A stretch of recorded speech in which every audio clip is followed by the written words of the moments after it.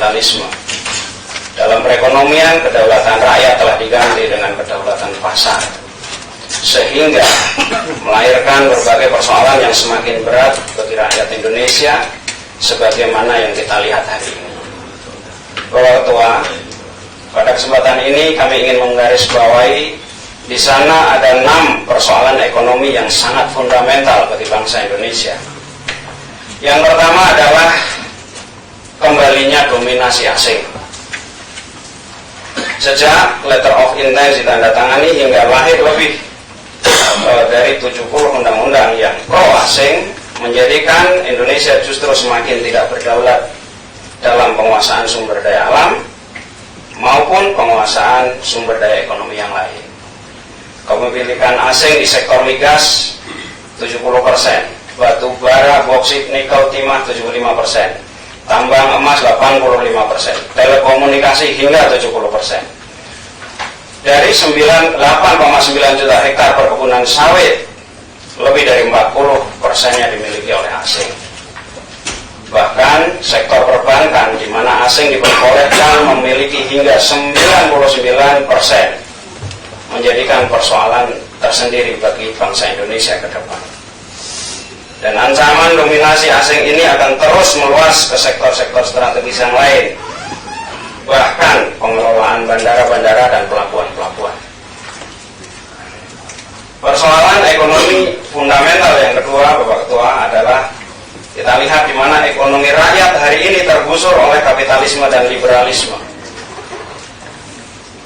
Indonesia harus dibangun agar rakyatnya sejahtera, bukan kapitalismenya yang merajalela. Itu yang disampaikan Soekarno pada sidang PPU PKI 1945.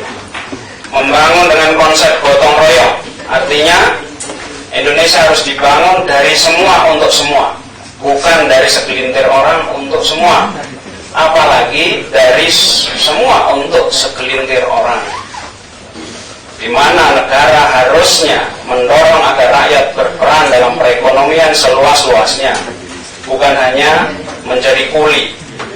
Namun hari ini paham kebebasan pasar dengan bahasa demokrasi ekonomi yang dibawa melalui amandemen Undang-Undang 45 telah menjadi senjata bagi kapitalisme dan liberalisme dalam meluluh lantakkan ekonomi rakyat.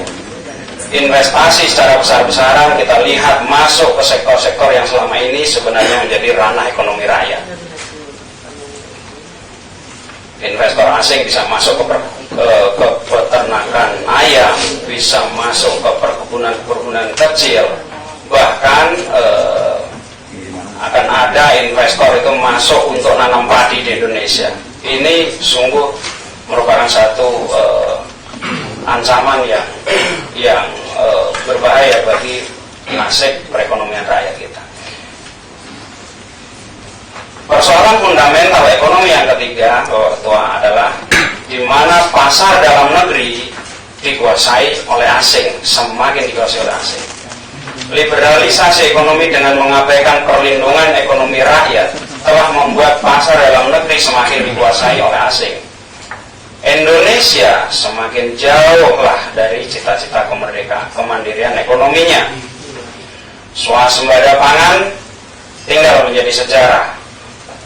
Tercatat sejak 2010 hingga 2013, impor beras kita melonjak 483%, impor daging sapi melonjak 350%, bawang merah 2 kali lipat, gula 115%, bahkan cabai jagung, semua angka-angka impornya meningkat.